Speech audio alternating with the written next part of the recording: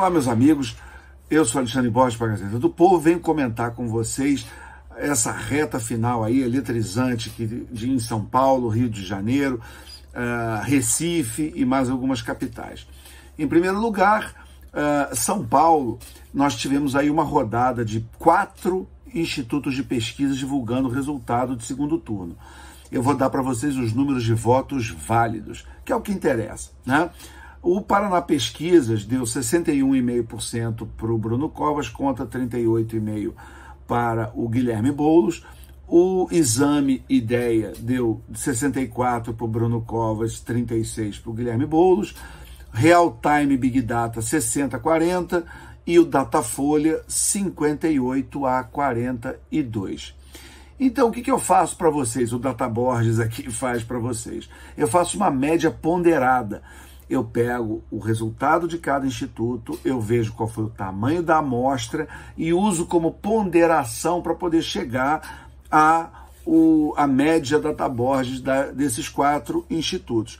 Eu dou uma olhadinha também no desvio padrão para ver se tem alguma coisa muito gritante. O desvio padrão foi de 2,5%, levando em conta aí esses 4 institutos, também não é um grande desvio, então prova que os institutos estão, no geral, concordando entre si. E o resultado para vocês é o seguinte: a média ponderada dos institutos de pesquisa de São Paulo, a média dá 61,6% para o prefeito Bruno Covas e 38,4% para Guilherme Boulos, 61,6% a 38,4%. Uma diferença realmente muito grande. O Guilherme Boulos vai ter muito trabalho para compensar essa diferença, e ele já começou a falar, já começou a dar aquelas declarações polêmicas, como essa bobagem que ele falou em relação à contratação de fazer concurso público e contratar funcionário público para melhorar as contas da Receita, o que mostra, né, lembra aquela velha frase que se socialista soubesse fazer conta, não era socialista, né? Mas o fato é que a coisa do jeito que vai caminhando, Bruno Covas caminha aí para uma reeleição, o que vai ser realmente um problema grande para o governo federal, para o projeto político do presidente Bolsonaro, porque Bruno Covas é igual a João Dória. João Dória ainda é o governador do estado para os próximos 2 anos, do estado mais rico, mais importante do país, e o seu prefeito, seu pupilo, seu ex-vice na prefeitura, Bruno Covas, vai aí caminhando com uma certa tranquilidade para a sua reeleição. Bom, esse era São Paulo. Agora vamos para o Rio de Janeiro. No Rio de Janeiro nós temos um Datafolha e nós temos um Ibope. O Datafolha deu 71% para o Eduardo Paes, 29% para o Marcelo Crivella, atual prefeito. O Ibope dá 69% para o ex-prefeito Eduardo Paes e 31% para o atual prefeito Marcelo Crivella. Fazendo, então, como eu faço aqui, o Data Borges faz para você, a média ponderada dos institutos é certinho 70-30. Na média ponderada, Eduardo Paes 70%, Marcelo Crivella 30%. Outro candidato que é ligado umbilicalmente ao governo federal, inclusive ele está dobrando a aposta, ele está cada vez mais abraçado, o Crivella, cada vez mais abraçado ao bolsonarismo, mas não está surtindo o efeito. Pelo contrário, ele está com menos da metade das intenções de votos, considerando votos válidos. Nos votos totais também não chega à metade. A diferença realmente é muito grande, e se não acontecer nada muito, um tsunami aí qualquer, algo inesperado, por mais que a gente espere uma campanha aí com baixaria, aí com acusações pesadas do lado do Crivella, que agora vai partir por tudo ou nada, e do lado dele tem o presidente Bolsonaro, que também não é exatamente um político que faz campanha com luvas de pelica quando se refere aos adversários, mas mesmo que venha uma campanha negativa muito pesada, o Eduardo Paes, do Democratas, mostra como ele liderou todo o primeiro turno, mas ele continua mostrando muita vitalidade, e é perfeitamente possível que ele consiga o seu 3º mandato como prefeito do Rio de Janeiro, mais uma vez derrotando o candidato claramente apoiado por Jair Bolsonaro pelo governo federal. Em relação a Recife, o caso é muito interessante. Por quê? Porque ao longo do primeiro turno, as pesquisas davam uma liderança com muita folga para o João Campos, o filho do Eduardo Campos, candidato do PSB. Ele realmente chegou na frente, com 29,13% dos votos. Em segundo lugar, a Marília Arraes, do PT, a neta do Miguel Arraes, com 27,9% dos votos no primeiro turno. E muito próximo ali do terceiro lugar do Mendonça Filho, que ficou com 27% dos votos. Foi uma diferença ali de 20 e poucos mil, 23 mil votos. A Marília Arraes teve 223 mil votos, o Mendonça Filho teve 200 mil votos. O quarto lugar, muito distante, ficou com a delegada Patrícia, que ficou lá com 14% dos votos, ficou com 112 mil votos. Quer dizer, ela ficou com metade dos votos da Marília, a quem ela deveria vencer, suplantar para poder entrar no segundo turno. E ela teve metade dos votos, né? Marília, 223 mil, delegada Patrícia, 112.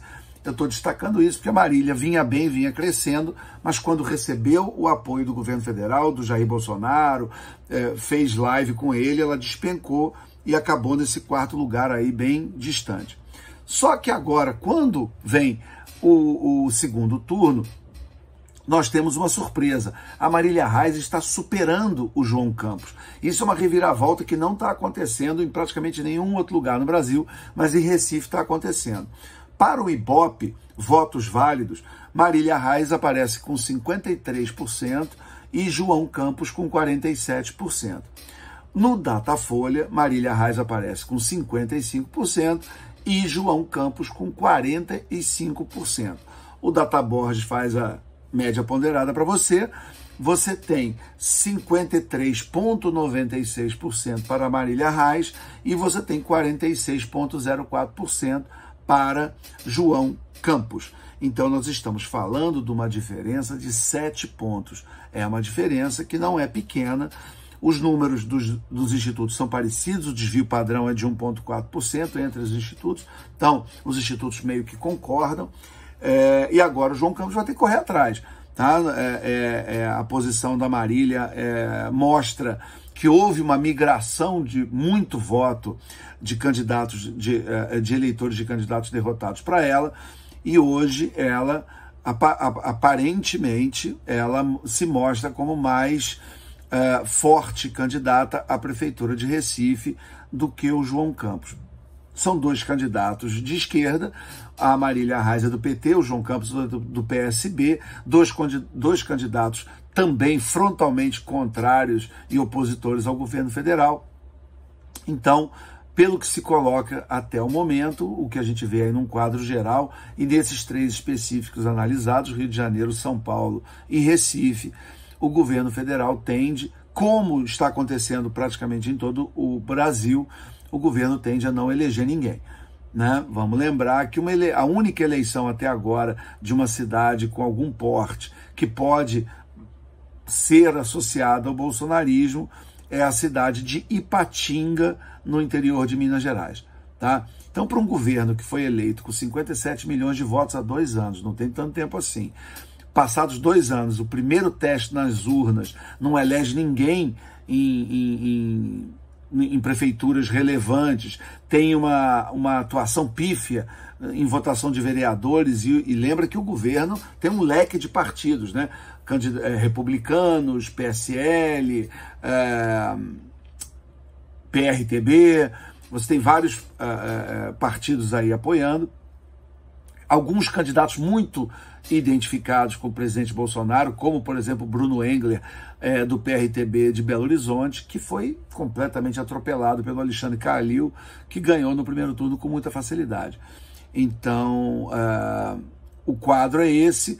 o pessoal do governo, inclusive, já está falando diferente, já baixou um pouco a bola, mesmo aquela meninada lá de ala ideológica, aqueles garotos de fralda que nunca tiveram emprego na vida e de uma hora para outra estão falando aí como se fossem especialistas em alguma coisa aí, essa chamada ala ideológica, que erra tudo, erram todas as previsões, erraram a eleição do Trump, erraram todas para trás e agora também fizeram projeções muito equivocadas sobre essas eleições, o que mostra que o presidente está muito mal assessorado, isso é um fato, e ele deve ter realmente muitos problemas a partir do ano que vem, a partir do resultado dessas eleições aí do primeiro turno.